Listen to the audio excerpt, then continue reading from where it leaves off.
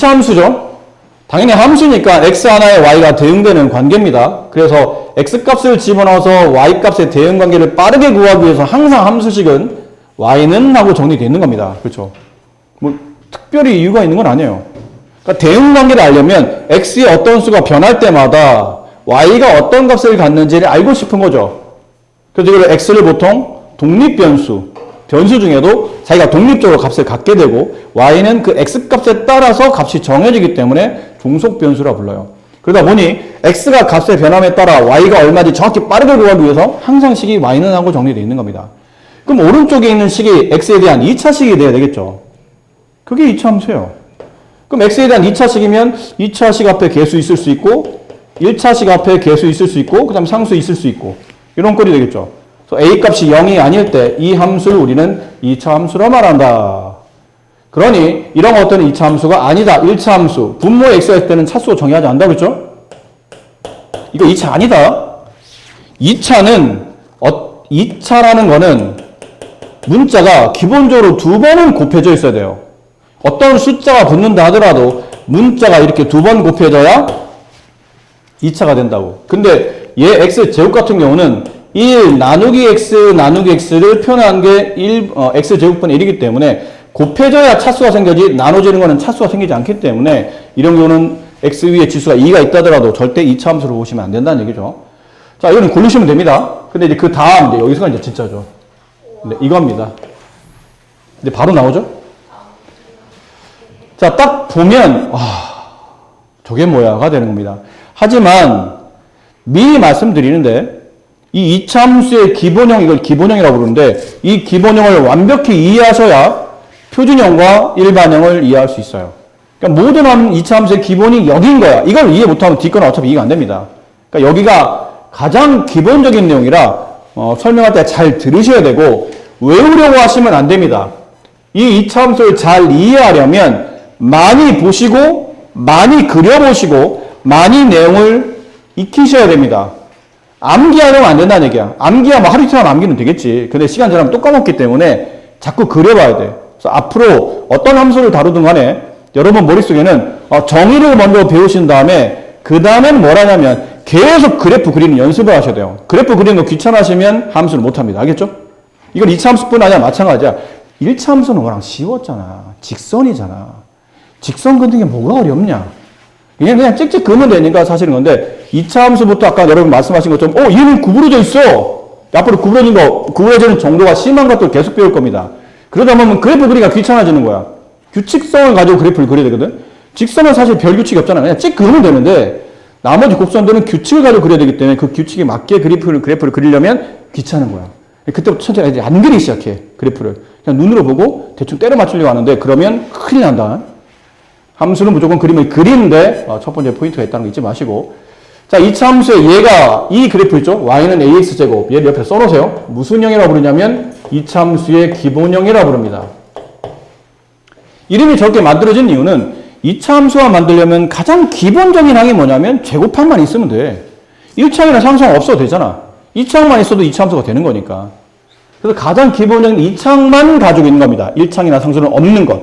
결론은 B값, C값이 0일 때 2차 함수를 2차 함수의 기본형이라고 부르는데 이 기본형 그래프를 그려보면 이렇게 크게 두 가지로 나와요. 이렇게 두 가지 형태로 나옵니다.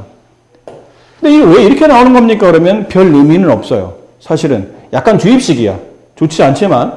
근데 좋지 않을 수밖에 없는 게 우리나라 이렇게 하는 게 아니고 다른 나라도 마찬가지예요. 나중에 여러분들이 2차 함수의 그래프가 왜 저렇게 생겼습니까? 라는 걸 완벽하게 의미를 받아들이려면 미분을 배워야 됩니다.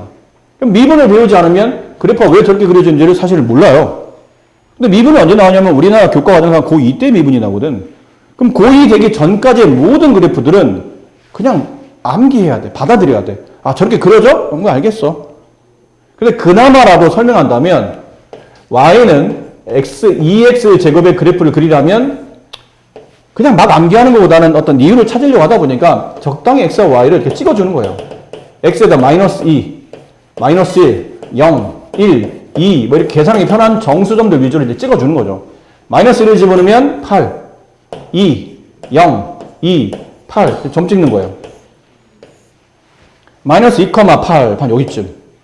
마이너스 1,2 여기쯤, 0,0 여기쯤, 1,2 여기쯤, 2,8 여기쯤. 좌우 대칭이네? 그쵸? x의 절대값 크기에 따라 y값이 똑같이 나오는 좌우 대칭 관계예요. 어디 대칭이냐면 y축 기준으로 좌우가 대칭 관계야. 근데 1차 함수만 직선이고 나머지는 다 곡선이라고 했기 때문에 이 점들 사이에 존재하는 무수히 많은 실수값에 점을 대응시키면 이 점들을 통과하는 부드러운 곡선이 되지 않을까 생각하는 겁니다. 다 찍을 수는 없으니까. 그러면 점을 찍다 보니까 이렇게 지나고 이렇게 지나고 이렇게 지나고 이렇게 지나는데 이걸 직선으로 찍찍찍 긋는 게 아니고 곡선으로 부드럽게 이으려고 하다 보니까 왠지 그래프가 이렇게 될 것 같고 이 이후로 그리게 되면 이렇게 위로 솟구칠 것 같고 y는 계속 커질 것 같고 됐죠? 그래서 이 느낌으로 그래프를 그려보니까 왠지 그래프 이렇게 그려질 것 같은데? 맞아요. 그게 이거예요. 이거. 여기 있는 게.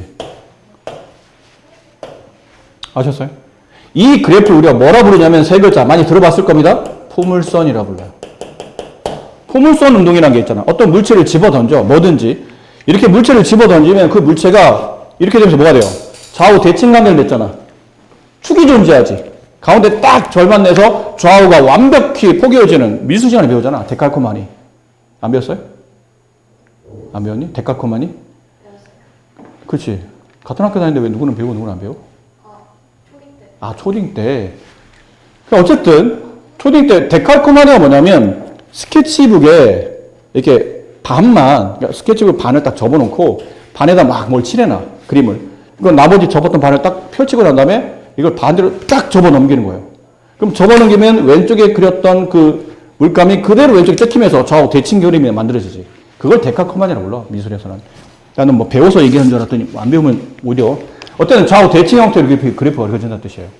그러니까 이렇게 그려지다 보니까 별 이유가 없다는 얘기죠. 그림을 그리다 보니까 얘 대칭 관계구나. 그리고 이런 포물선이라 부르고 그림을 그리다 보니까 이 포물선 그림이 이렇게 그려지더라는 얘기예요. 대칭 관계로 이렇게 그려지더라는 얘기죠. 됐니? 그랬을 때 이제 요거 몇 개를 알아야 돼요. 그래서 가만히 보니까 이 그래프가 점점 이 점을 기준으로는 오른쪽 아래로 내려가다가 이 점을 지나는 순간부터는 이렇게 오른쪽 위로 올라가는 것 같은데요? 맞습니까? 맞습니다. 그래서 여기를 오른쪽 아래로 간다라는 뜻이니까 x가 증가할 때 y가 감소하는 무슨 함수? 감소함수가 되는 구간이고 얘는 x가 오른쪽 위로 가는 거니까 x가 증가할 때 y가 증가하는 증감수 구간이 돼요. 직선 같은 1차 함수는 계속 증가하거나 아니면 계속 감소하죠. 중간에 변화가 생기지 않아. 근데 2차 함수부터는 변화가 생겨요. 증가하다 감소할 수도 있고 감소하다 증가할 수도 있어요. 이해되나요? 그럼 이렇게 증가하다가 감소하거나 감소하다 증가하려고 하는 그 지점이 굉장히 중요하지 않을까? 이 지점을 세 글자로 꼭지점이라고 부릅니다. 나중에 포물선을 제대로 배우는 게 이제 고등학교 이제 3학년에서 이런 기하를 선택하게 되면 포물선을 제대로 배우겠는데 그때는 꼭지점보다 더 중요한 점을 배워요. 하지만 그 전까지 2차 함수를 배우는 도중에는 가장 중요한 점이 이 꼭지점입니다.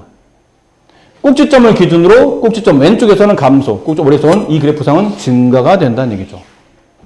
됐니? 그 그래프의 함수값 잘 보니까 함수값은 y좌표죠. x에 대응된 y값. 그걸 함수값이라고 부르잖아. 맞아? 그치? 그 단어 뜻 알죠? 함수값. x에 대응된 y값. 그게 함수값이야. 함수값이 딱 x축 위에 있으니까 양양양양양양양양양양양양 이렇게 된다는 뜻은 y값이 항상 0 이상의 좌표만 갖는다는 뜻이에요. 그래서 이 그래프의 특징을 이제 파악하는 거지. 이 그래프의 특징. 첫 번째 가장 중요한 꼭지점의 좌표가 어딥니까? 라고 물어보면 원점이에요. 0,0을 꼭지점으로 갖습니다. 인 거고. 두 번째, 포물선은 축이 존재해. 그 축을 식으로 쓰려고 하다 보니까 그 축의 이름은 축의 방정식이라고 부릅니다. 다시, 포물선은 축이 존재해. 그 축을 수학적 식으로 쓰고 싶은데 그거를 한글로 뭐라 쓰냐면 축의 방정식이라고 불러요. 이거 축 어디 있습니까? 라면 이게 축이 어디 있었죠? Y축이 축이었잖아. Y축을 기준으로 좌우가 대칭이잖아. 지금 그래프가. 그래서 이 대칭 관계를 성립하는 축을 축이란 게 이 포물선의 대칭축이라고 불러요. 축 줄여서 축. 그럼 축의 방정식을 쓰라는 얘기는 Y축을 식으로 쓰라는 얘기는 니네 배웠어. Y축 수학적 식이 뭐였죠? Y축에는 모든 조의 특징은 X가 0이더라. 이게 축의 방정식이에요. 됐니? 이해됐어? 자, 그리고 세 번째, x값이 0을 기준으로 0의 왼쪽, 0보다 작을 때죠? 음수일 때는 그래프가 오른쪽 아래로 가며 x가 증가할 때 y가 감소합니다. 그래서 이 함수는 감소함수가 된다고 그랬고, x가 0보다 크게 되면 오른쪽 위로 가며 x가 증가하면 y가 증가한다. 이거 증감수라고 표현한다는 얘기죠. 네 번째, 이 그래프는 절대 y값이 0 이상의 값을 갖는다. 음수를 가질 수 없는 구조다. 맞아? 맞니? 지금은 뭐에 대해 설명한 거죠? 이 네 개 모두 다? 기본형 y는 ax 제곱 중에서도 여기는 a 값이 양수인 케이스에서만 설명드린 거예요. 아까 우리가 y는 2x 제곱 그래프를 그리면 대충 이렇게 나온다고 그랬잖아. a가 양수이면 이렇게 돼. 이렇게 된다는 게 뭐냐면 그래프가 원점이 꼭지점이며 어디로 볼록하다 표현하냐면 아래로 볼록하다 표현해요. 그래프가 이렇게 아래로 볼록하잖아. 원점이 꼭점이며 아래로 볼록한 포물선이 a가 양수일 때야. 그럼 반대로 a가 음수이면 이거 반대 개념일 거라고. 양인 게 음으로 넘어와야 되기 때문에 a가 음수가 되면 그래프는 위로 볼록해요. 꼭점 좌표가 0,0인데 이렇게 위로 볼록한 포물선이 나온다는 얘기죠. 됐니? 그러면 똑같은 건 뭐냐면 1번은 똑같아요. 1번은 위에 있는 거랑 아래에 있는 거랑 동일해. 됐어? 2번도 동일해. 축의 반응식도 x는 0, y축이 축이에요. 근데 세 번째가 바뀌어. x가 음수일 때, 축의 왼쪽일 때는 그래프가 증가함수가 되고 x가 양수일 때 축의 오른쪽에서는 그래프가 감소함수가 되죠. 됐습니까?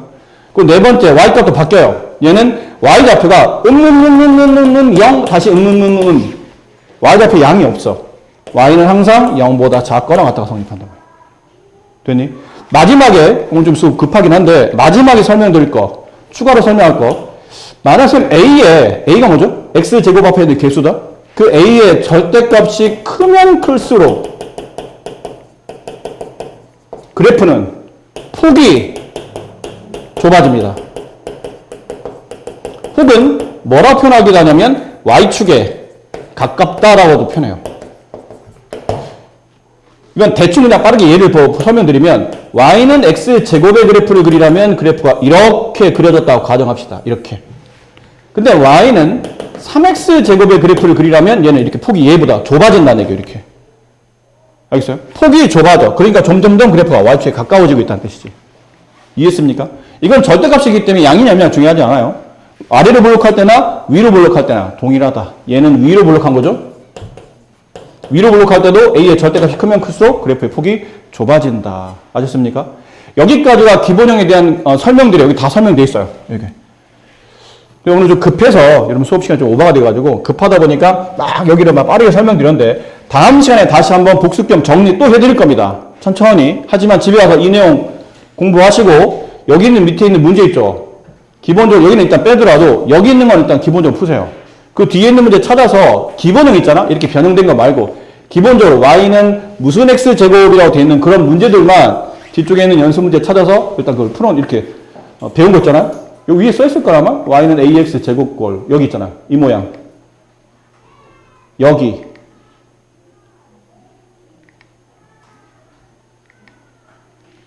여기까지요.